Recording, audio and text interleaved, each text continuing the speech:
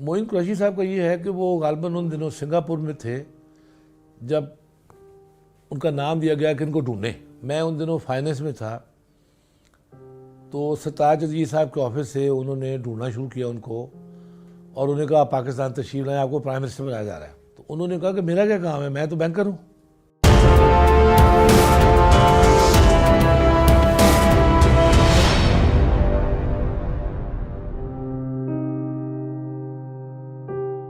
मेरी पहली पोस्टिंग थी डेस्क पे, जिसका नाम था central news desk. It was called duty room as well. तो वहाँ पे शाम को जितने प्रेस रिलीज वगैरह आते थे वो इशू होते थे, प्लस वहाँ जो इम्पॉर्टेंट चीज़ थी, हम प्रेस एडवाइस इशू करते थे, जिसे लोग सेंसरशिप कहते थे। हमें कहा जाता था कि जी फलां अखबार को कह दें कि ये स्टोरी जो है ना, इसको प्ले डाउन कर दें, इसको निकाल दें, या और जो होता था कि किसी वक्त ये फलां जो फिक्रा है इस तरह का वो ना दें। तो वो 84 तक जब तक मैं वहाँ था वो चलती रही, क्योंकि उस वक्त ज़िया साहब का दौर था, तो उसमें प्रेस एडवाइस जाती थी। जब प्राइम मिनिस्टर जुनेजो आए तो फिर वो प्रेस एडवाइस का सिलसिला ख़त्म हो गया। मेरे डेस्क पे होते हुए ही मैंने जनरल ज़िया का रेफरेंडम जो था वो कंडक्ट किया। यहाँ से मैं गुजरांवाले गया मीडिया पार्टी के साथ। बाकी जगहों पे बहुत ही थिन था टर्न आउट रेफरेंडम का, लेकिन गुजरांवाला में एक्चुअली टर्न ओवर जो था, टर्न आउट बहुत ज़्यादा था कि वहाँ पे actually they were queues for the voting, you know. काफ़ी अच्छी वहाँ पे मतलब फीडबैक आई कि जी लोग आए हुए हैं वोट देने। उसकी वजह शायद ये थी कि वो गुलाम दस्तगीर साहब का हल्का था और वो उनका काफ़ी होल्ड था अपनी कॉन्स्टिट्यूंसी पे भी और गुजरांवाला में भी। तो वो फिर जब आए तो उससे ये हुआ कि गवर्नमेंट की थोड़ी सी जो थी साख में ज़रा जो था इजाफा हुआ कि जी एक्चुअली टर्न आउट हुआ है। एक्चुअली वो कहते थे कि बेशुमार जगहों पे लोग थे ही नहीं, लेकिन जब काउंटिंग हुई तो जो नंबर ऑफ वोट थे वो काफ़ी ढेर सारे थे। जून में मुझे कोई स्कॉलरशिप मिल गया जर्मन एम्बेसी से, तो मैं बायलैंड चला गया।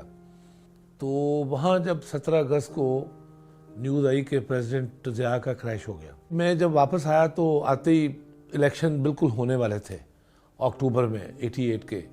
मेरी दोबारा पोस्टिंग फॉरन होगी, क्योंकि उन्होंने मुझे कहा कि आप ही वापस जाके टेक ओवर करें, क्योंकि मेरी जगह पे जो था उसको टेम्परेरी भेजा गया था। तो जैसे इलेक्शन हुआ तो बीबी साहबा ने, बेनज़ीर साहबा ने 3 दिसंबर को गालिबन अपने ओहदे का हल्फ उठाया। तो एस्ट्रोलॉजर ने कहा कि ये अपना टाइम पूरा नहीं करेंगी। तो बीबी के आते ही सार्क समिट जो थी वो शेड्यूल्ड थी, तो फिर वो सार्क समिट शुरू हो गई, तो जिसमें इंडिया से भी प्राइम मिनिस्टर गांधी आए और वो 2-3 दिन इवेंट चलता रहा। बीबी साहबा की गवर्नमेंट जो थी वो 1990 में 6 अगस्त को डिसॉल्व कर दी गई करप्शन चार्जेस पे। मुझे इत्तेफाक से कोई जुलाई 90 में कुछ दिन पहले पता चल गया कि प्रेसिडेंट गुलाम इसहाक ने जो स्पीच करनी है डिसोल्यूशन पे, वो उन्होंने पढ़ के फाइनल करके अपने ड्रॉर में रख लिया। तो थोड़े दिनों बाद उसकी तस्दीक भी हो गई। तो बेनज़ीर साहब की गवर्नमेंट जो थी वो 2 अगस्त को डिसॉल्व होनी थी, लेकिन उसी दिन या एक दिन पहले इराक ने कुवैत पे अटैक कर दिया, जिस वजह से ये मामला 2-3-4 दिन के लिए मुलतवी कर दिया गया। फिर 5 अगस्त रखी गई, लेकिन उस दिन प्रेसिडेंट साहब ने नहीं की। 6 अगस्त को उन्होंने उनकी गवर्नमेंट जो थी वो डिसॉल्व कर दी गई। वो इत्तेफाक से मैं भी वहाँ था ऐवान सदर में डिसोल्यूशन ऑर्डर सुनने के लिए। तो प्रेसिडेंट साहब ने, गुलाम इसहाक साहब ने कहा कि जी करप्शन चार्जेस पे ये गवर्नमेंट डिसॉल्व की जा रही है। जब मियाँ साहब की गवर्नमेंट गई तो तब भी जनवरी में वो शुरू हो गया था 93 में कि जी इनको अब निकालना है। उसकी वजह थी कि प्रेसिडेंट साहब ने 2-3 को लेटर लिखे कि आप कुछ जो गवर्नमेंट के मैटर्स हैं वो ठीक नहीं जा रहे।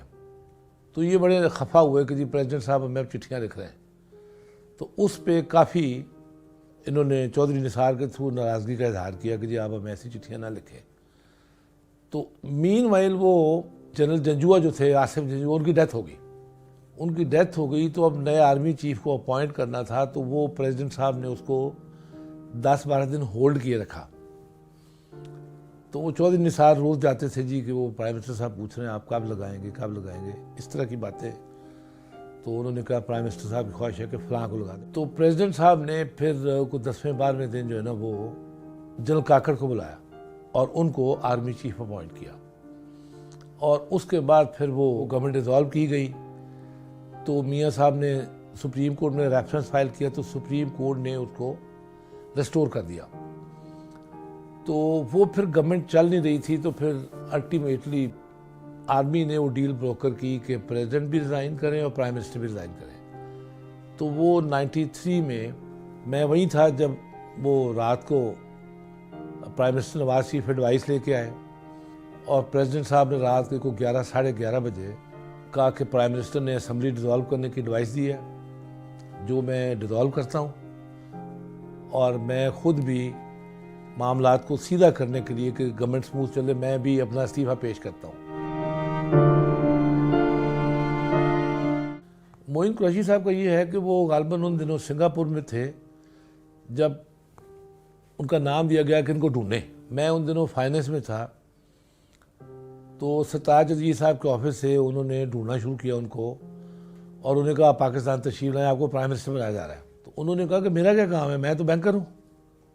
वो उस ज़माने में वर्ल्ड बैंक में काम करते थे, सीनियर वाइस प्रेसिडेंट थे। तो उन्होंने कहा नहीं आप आएँ। तो वो 2-3 दिन की रद्दोकद के बाद वो फिर तैयार हो गए। तो वो उनको इस तरह बुला के रात को 12 बजे उनसे हल्फ उठवाया गया। उस वक्त मेरा हाल है सारा पाकिस्तान सो रहा था और वहाँ ईवान सदर में रात को 11:30-12 बजे उनकी हल्फ वफादारी हुई। तो अगले दिन वो प्राइम मिनिस्टर के तौर पे वो इंस्टॉल हुए। मोइन कुरैशी साहब के बारे में था कि उन्होंने एक काम किया कि उन्होंने जो सारा सरकारी मुलाजिम थे उनका डेटा इकट्ठा किया। कुछ उन्होंने ब्यूरोक्रेसी का साइज छोटा करने की कोशिश की। मसलन ये कि उस ज़माने में फाइनेंस में 7 एडिशनल सेक्रेटरीज होते थे, तो उन्होंने वो पोस्टें कम करते करते 2 कर दी। इसी तरह बाकी भी उन्होंने जो था उनको काफ़ी पोस्टें अबॉलिश की, साइज उन्होंने छोटा करने की कोशिश की। उस ज़माने में जब इन्होंने वर्किंग की तो फेडरल गवर्नमेंट और प्रोविंशियल गवर्नमेंट का जो टोटल साइज था वो 2.2 मिलियन था strength. Corporations, federal government, provincial government, all inclusive 22 lakh सरकारी मुलाजिम थे उस ज़माने में। तो उन्होंने काफ़ी उसको ट्रिम किया गवर्नमेंट के साइज़ को। लेकिन ये था कि उनके पास टाइम थोड़ा था तो वो बस चले गए, कुछ चीज़ें बीच में रह गई। ये एड्स जो है ना हमेशा ही एक बड़ा कंट्रोवर्शियल सा डिपार्टमेंट इस तरह रहा है कि बड़े प्रेशर्स है और बड़े हाईएस्ट लेवल पे प्रेशर आते हैं कि जी फलां अखबार को इश्तार दें। तो पीपल्स पार्टी के दौर में खुर्शीद शाह साहब के 2 अखबार थे, उनको काफ़ी ढेर सारे पैसों के रोज़ के जाते थे। बल्कि एक दफ़ा हमने कैलकुलेशन करवाई तो पता चला कि ऑन एवरेज कोई लाख रुपए के रोज़ उस ज़माने में इश्तार जाते थे उनको। ये शायद मेरा ख्याल है 2008 का ज़माना था। उनके 2 अखबार थे सिंधी। तो अब आप हिसाब कर ले कि 5 साल में या 4 साल में कितने इश्तार गए होंगे। एक हमारे और दोस्त थे, उनका मैं नाम नहीं लेता, उनका अखबार था, उनको भी रोज़ 1 क्वार्टर जाता था। तो वो क्वार्टर जो था उस ज़माने में अच्छे वक्तों में कोई 30-40 हज़ार रुपये का रोज़ का होता था। रेडियो में मैंने सारे जो स्टूडियोज थे, मैं जब गया तो पहले दिन ही मैंने जाके स्टूडियो देखा तो उसमें जो 4 कुर्सियाँ पड़ी थी वो चारों टूटी हुई थी। जो टेबल थी उसका कपड़ा फटा पड़ा था और जो माइक था उसका मुंह उल्टा हुआ था। तो मैंने उसे कहा डायरेक्टर न्यूज़ को कि ये रेडियो पाकिस्तान है जिस पे आप काम करते हैं। उसने कहा जी पैसे नहीं हैं। तो मैंने एग्जिस्टिंग बजट में से जो news and current affair channel था उसको सारा अपडेट किया। जो बाकी स्टूडियोज थे जो प्रोग्राम के थे 5-6 उनको किया। जब मैं आया तो उस वक्त तक हम रिपोर्टिंग रूम जो था ना उसको CNN के पैटर्न पे डिज़ाइन हमने करवा लिया था और काम शुरू था जब मैं वहाँ से ट्रांसफ़र हो गया। लाहौर का जो था सेंट्रल प्रोग्राम यूनिट वो 1975 के बाद मैंने 2017 में 42 ईयर्स के बाद उसको अपग्रेड किया कि उसमें सारा फर्नीचर, इक्विपमेंट और जो जो रिलेटेड चीज़ें थी वो उस कमरे को जहाँ बैठ के सारी प्रोडक्शन होती थी वो उसको अपग्रेड किया। तो अब आप इससे अंदाज़ा लगाएं कि चीज़ें, मेरे से पहले एक DG आए थे पीपल्स पार्टी के दौर में, नो नेम्स, वो 5 साल रहे। उन्होंने कुछ नहीं किया रेडियो के लिए कि उन्होंने कहा उन्होंने कोई एक कुर्सी भी रिपेयर की हो, नहीं किया। बस अपने उनके मसले मसाइल थे कि वो फलां को इधर लगाना है, फलां को इधर लगाना है। मेरा नाम नॉमिनेट हुआ कि जी आपको एग्जीक्यूटिव डायरेक्टर पैमरा लगा देते हैं। तो मिनिस्ट्री ने एक समरी बना के सेक्रेटरी ने, परवेज़ शी साहब थे, उनको भेजी। चेयरमैन पैमरा की अपॉइंटमेंट भी बड़ा मज़े का काम था कि प्राइम मिनिस्टर नवाज शरीफ किसी को लगाना चाह रहे थे तो उसके लिए इश्तार विश्तार दिया गया। तो जो इनकम्बेंट थे वो क्वालिफिकेशन पूरी नहीं करते थे, तो वो प्रोसेस जारी था। तो जो मिनिस्टर थे उन्होंने सेक्रेटरी को एक लिफाफा पकड़ाया और कहा कि जी ये चेयरमैन पैमरा होंगे।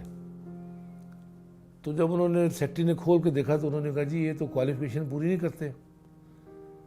तो उन्होंने कहा जी ये आपका काम है, कैसे करना है पूरा प्रोसेस। तो उनके लिए फिर दोबारा इश्तार दिया गया जिसमें क्वालिफिकेशन वगैरह ख़त्म कर दी गई और कहा जी सिंपली BA हों। तो उनको अपॉइंट कर दिया गया। तो जब मेरा केस गया तो उन्होंने, चेयरमैन पैमरा ने मिनिस्टर से कहा जी आप अभी इनका नाम ना भेजें, थोड़ी देर इंतज़ार करें ताकि मैं ज़रा फैसला कर सकूं। अभी मुझे हफ्ता 10-15 दिन हुए। तो खैर मुझे उन्होंने बुलवाया, मैं मिलने गया, मेरे जानने वाले थे। तो मुझे उन्होंने कहा कि मैं अभी इस पर फैसला नहीं करना चाह रहा, आप थोड़ी देर रुक दें। जब तक वो रहे उन्होंने फैसला नहीं किया, लेकिन ये हुआ कि उनकी अपनी अपॉइंटमेंट जो थी वो इस्लामाबाद हाई कोर्ट में चैलेंज हो गई। वो 3-4 केसेस हो गए कि जिनकी क्वालिफिकेशन पूरी नहीं है तो उनको निकाले। वो अल्टीमेटली फिर वो हाई कोर्ट ने उनकी अपॉइंटमेंट जो थी वो नलीफाई कर दी। तो उन्होंने ये भी कहा कि इनसे पैसे रिकवर करने, वो मुझे नहीं पता हुए कि नहीं हुए। मैंने FPSC से डॉक्यूमेंट्स वगैरह मंगवाए तो पता चला कि टाइम बहुत थोड़ा है, को तकरीबन 6 महीने का टाइम था तैयारी के लिए। मेरा साथ साथ MCOM भी चल रहा था और मैं शाम को बैठ के CSS की तैयारी भी करता था। तो छुट्टियों में मेरी एवरेज जो थी ना, को स्टडी टाइम कोई 10 घंटे था। मुझे होता था कि जी मेरे पास चांस कोई नहीं है तो इसी में जो करना है सो करना है।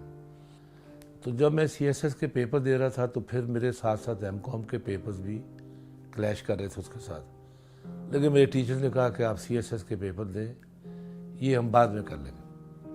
अल्लाह की मेहरबानी से मेरा जो रिटर्न था वो क्लियर हो गया। तो जब मैं एकेडमी गया तो मुझे पता चला कि मेरे रिटर्न में जो मार्क्स थे वो कई DMG वालों से ज़्यादा थे, 50-50, 60-60 नंबर। चूँकि इंटरव्यू मेरा पहला एक्सपीरियंस था तो उसमें शायद मेरा इंटरव्यू इतना अच्छा नहीं हुआ तो मेरे नंबर थोड़े से कम आए, तो मुझे इन्फॉर्मेशन मिला। तो एकेडमी में it was a different experience all together. वहाँ पे काफ़ी, जब जॉब शुरू हुआ, ट्रेनिंग थी, तो 3 हफ्ते का डिस्ट्रिक्ट टूर था जो मैंने लाड़काना में किया। वहाँ से जब हम वापस आए, जब ट्रेनिंग ख़त्म हुई हमारी एकेडमी में, तो फिर इन्होंने हमें 3 महीने के लिए अटैचमेंट में भेजा और मैं गया 18 AK के साथ छम जौड़ियाँ पे। That was called FDL, forward defence line. तो वो सारा जंगल ही था, मतलब, और सामने मतलब जो बॉर्डर के अक्रॉस था border, we could see the Indians standing in their post. तो वो बड़ा अच्छा एक्सपीरियंस था कि आपको पता चला कि फौज की वर्किंग कैसे है।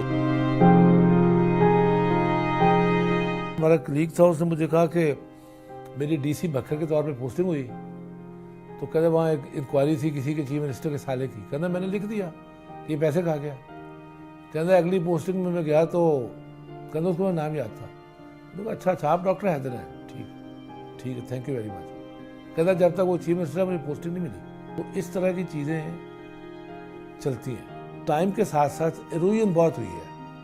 पॉलिटिकल जो लीडरशिप है उसका रोल बहुत बढ़ गया है प्लेसमेंट्स में, कि पहले होता था जी कोई नहीं है, किसी का पसंदीदा है नापसंदीदा है, उसकी पोस्टिंग कर दी वो हो गया। अब जो बंदा एडमिनिस्ट्रेटिव हेड है उसको पता है क्या करना है क्या नहीं करना है, तो उसने अपने हिसाब से सिस्टम चलाना है। बंदा जो लगाना है उसको पता है। जब मिनिस्टर कहेगा फलां बंदा लगा दो जो उसको पता है निकम्मा है, तो फिर वो कैसे काम होगा।